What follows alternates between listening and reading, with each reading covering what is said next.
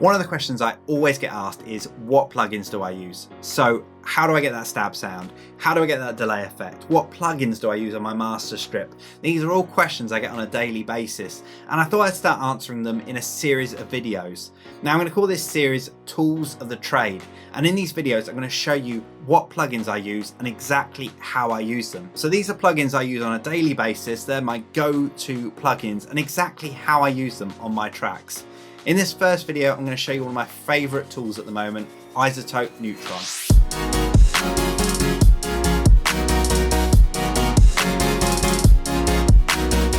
So what is Neutron? Well, it's not a superhero like you might think it would be, but it's actually a suite of effects that you can kind of put on any layer within your project, and it can kind of improve the sound of it.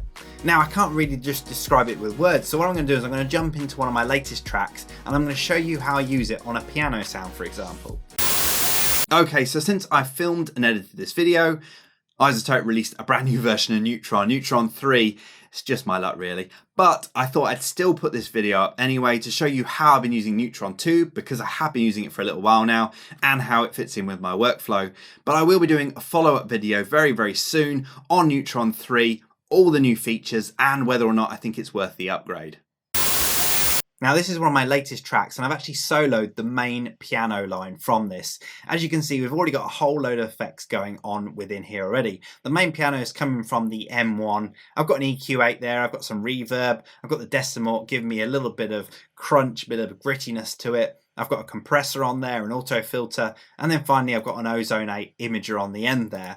But what I'm going to do is I'm going to drop in the Neutron somewhere in the middle here. I'm going to put it just after the compressor, because basically what I want to do is I want to improve the sound coming from the piano. Now, when you first put Neutron on a track, yes, it does look quite confusing. There's a lot of stuff going on here, and as I say, this is a whole suite full of tools. A lot of stuff going on within here. They actually call these tools modules, and you can choose whether you want any of these on or off. So we've got a gate, we've got an equalizer, a couple of compressors within here, an exciter and a transient shaper. So you're getting quite a lot for your money really. There's a lot of stuff packed into this small bit of software. Now we could get in here and start doing it all manually, but one of my favorite features of this is the track assistant. Now this will listen to your track and make suggestions as to where it could tweak it to sound better. Now this is all AI, this is all computer learning, so it's only doing the things that it thinks probably need doing, not necessarily what does need doing. So basically, I use this track assistant as a good starting point. It will listen to the track, and maybe on the EQ, for example, it will notice something that's peaking that maybe doesn't sound too good or could do with cutting a little bit. So it will make its own little cut within there. It's quite intelligent the way it does it. And generally, as I say, I use this as a starting point and then tweak from there. But it's a very good starting point. So let's have a look at this track assistant. So if I hit the button, it will now ask us a few questions about the source material. So it's asking what instrument it is, for example. Now it does have an auto detect mode, but obviously if you can tell it what instrument it is, then it's going to save it a lot of hard work, and it's probably going to get it more accurate. So I'm going to choose piano from this list. Next up we have style. So whether you want it to be balanced, so generally kind of middle, if you want it to be warm, so a bit more subtle, or if you want it to be upfront, so you want it to be quite upfront. And then you have intensity, low, medium or high. So this is totally your own opinion on what you want this sound to be. Now this piano is our lead line, so I do want it to be kind of, I do want it to be up front, but I don't want it to be too intense. I don't want it to be too intense. So I'm going to keep it on the medium setting, and then we'll click next.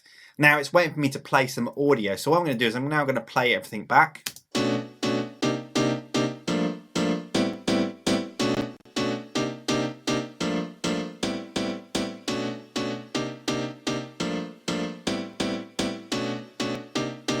So it's gone through there, it's listened to the actual piano sound, and it's made some tweaks as to where it thinks it can be improved. How amazing is that? I'm going to click the accept button and we can see what tweaks it's made.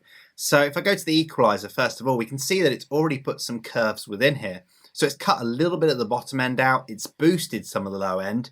It's also put a notch at about 200-ish, just taking a bit of the mid-low out by the look of it. and then boosted around about the 4,000 range, 5,000 range. As I say, these are just little tweaks that it thinks it needs improving on. So little tweaks that will help it sit better in the mix. So it's made these tweaks based on those answers you give them to the question. So I wanted it more up front. So it thought, well, I'm going to give it a bit of a boost around about the 5,000 mark. And that's what it's done. But it's done it in a clever way where it's actually listened to the incoming signal. So then it knows that it's not boosting it too much. It's doing it in relation to what the actual track sounds like. So it's a very intelligent way of doing it. So if we jump into the exciter, we can actually see it's on dual band mode actually. So it's put a little bit less excitement on the bottom end. So we've got 21% excitement on the bottom end. And then on the top end, it's got 29%. So as you can see, it's really tweaked it based on the sound that's coming through. And then next off, we have a compressor, again, a multi-band compressor. So we've got a bit happening on the low end, a bit on the high end. So yeah, it's really making these amazing little tweaks as it's gone along. Now, the track assistant hasn't actually used one of the main features that I absolutely love about this piece of software, and that's the Transient Shaper. Now, the Transient Shaper allows you to do exactly what it says. It shapes the transients. So you can give something more attack or less attack, or more release or less release. It's fantastic. It's amazing to use. I'm going to show you exactly how that works on this. So we can add more attack or less attack.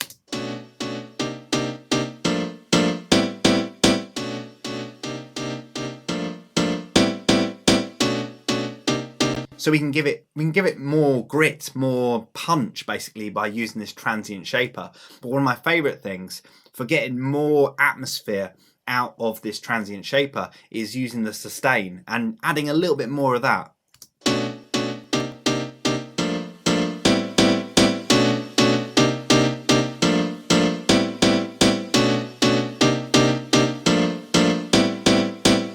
So that just adds a little bit more tail within there, gives it a little bit more ambience, picks up on the ambience a bit more from the reverb coming from the piano and some of the held notes. It really works nicely. On the other hand, you can make things a lot more staccato if you take away the sustain.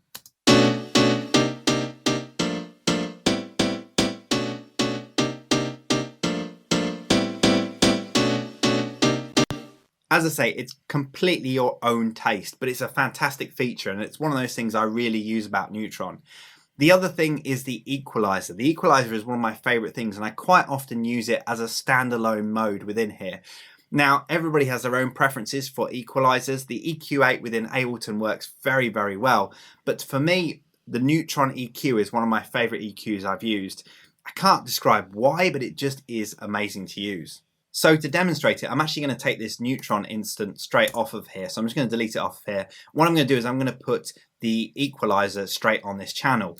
Now, this is one of the beautiful things about owning Neutron, is the fact that you can put the whole suite on there, or you can put individual effects if you just want to use them on their own. So I'm just going to use the EQ, for example. Now, the EQ I used a lot on here. I mean, the low end, you can easily just chop off the low end if you want to, with several different shapes for how you want it to roll it off. So this is something I use quite a lot. But one of the most amazing things about this EQ is the dynamic mode. So the dynamic mode basically reacts to the signal that's coming in. So you can almost use it like a compressor. So you can duck a certain frequency by a certain amount. So when it hits a certain threshold, that's when it ducks it, rather than it ducking it the whole time. So you might have a problem frequency which is happening occasionally, but you don't want to knock out that whole frequency. You want to keep that frequency, but when it goes over a certain threshold, that's when you want to knock it back down again. And that's where this dynamic mode really comes in handy.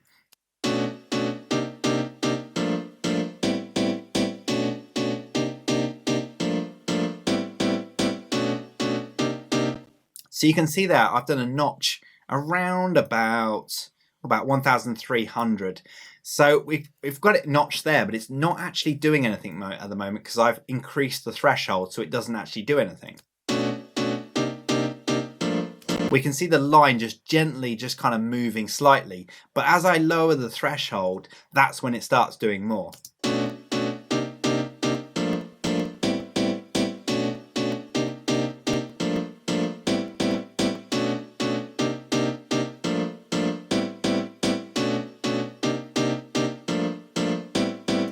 So this is really good for letting a certain amount of a certain frequency through, and it's a good way of kind of fixing those problem frequencies where they're not happening all the time, but maybe where there's a clash of several different instruments using the same frequency. That's when it can duck that frequency down just a little bit more than it was doing before. So you've still got that frequency coming through, but you're actually kind of getting rid of some of those problems. So that's kind of generally where I use that a lot. Now, I could talk about Neutron for quite a while. It's got some amazing features in there, but I want to focus on one final killer feature that I absolutely love using. Now, say for example, you have Neutron on two different channels. They can actually communicate with each other and send information back and forwards. Now, this is absolutely brilliant when it comes to the kick and the bass. So in this project, I have both the kick and the bass have got an instance of Neutron on. So on the bass, I've actually got the full Neutron suite. We can see within here, we've got the equalizer, exciter, a couple of compressors doing some stuff. This was I probably run the track assistant on this one. So it's gone through and it's made its tweaks on its own, but I've also made some tweaks myself on it as well. And then finally on the kick, we also have the Neutron equalizer within here. So we can see that I've just rolled a little bit off the bottom end using the EQ on here. But the beautiful thing about it is I have these two instances of Neutron. Now, if I go into the bass channel, for example, what I can do is I can go into the masking mode. Now that allows me to see a second channel here, a second instance of Neutron, and I can match them against each other. So we can see here at the top here, we have the bass EQ, and on the bottom we have the kick EQ. And I can actually make changes to the kick EQ from the bass, but I can also see how they mask each other, how they interact with each other. So if I play them both back, you'll see what I mean.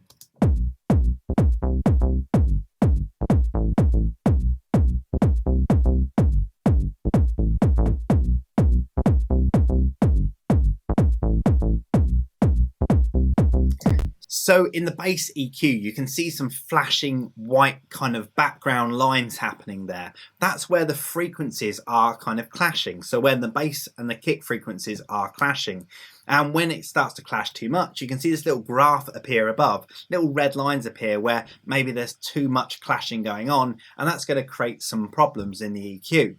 Now, what we can do from this interface is obviously then we can make some EQ changes to fix that. Now, I showed you the dynamic EQ where you can actually just affect the EQ by a certain amount if it goes over the threshold. But we can actually extend that even further. We can actually sidechain one of the EQ frequencies, which is amazing. It's so clever. So I'm on the bass channel here. And what I'm going to do is I'm going to set the sidechain up on this Neutron to go to the kick channel.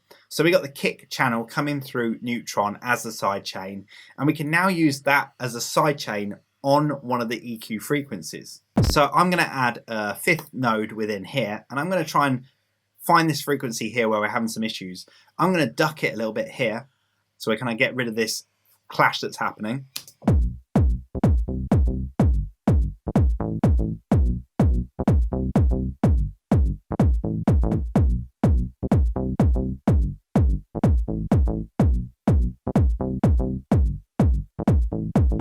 So there you go, I'm taking away some of the bass frequencies so that the kick can kick through. However, I don't want it to be taking away those frequencies when the kick's not playing because I want to hear the bass.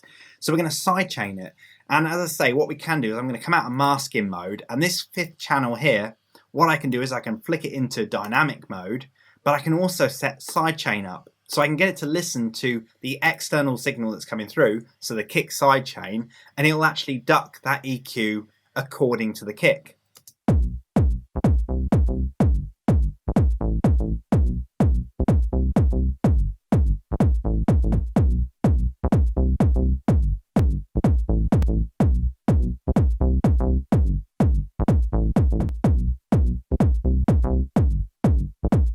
So just the same way you do a sidechain within a compressor, you're actually just affecting those bands within the EQ and you're sending the sidechain to that. So you're just literally getting rid of those problem frequencies, but you're keeping all the other frequencies that aren't causing an issue. So you're only sidechaining those specific frequencies, which is an amazing feature. And it's one of those features which I bought Neutron for. It's an amazing bit of software. It's such an amazing suite of tools, and even just a track assistant, something that's listening to your track and making those changes to kind of tweak it to make it sound a little bit better, is an amazing starting point. It really helps you no end, especially if you can't quite hear those problem frequencies and you just need that little help to get started. If you want to try out Neutron, I put a link in the description below. If you want to try it, there's a trial version there, or you can buy it. I certainly don't regret buying it. It's become an absolutely essential bit of software for me. I've got more of these tools of the trade videos coming very, very soon, so definitely subscribe to my channel if you haven't already. Hit the notification icon so you're notified whenever I upload a brand new video. I've got a whole load more content like this on my channel, so definitely check that out, and I'll see you again in the next video.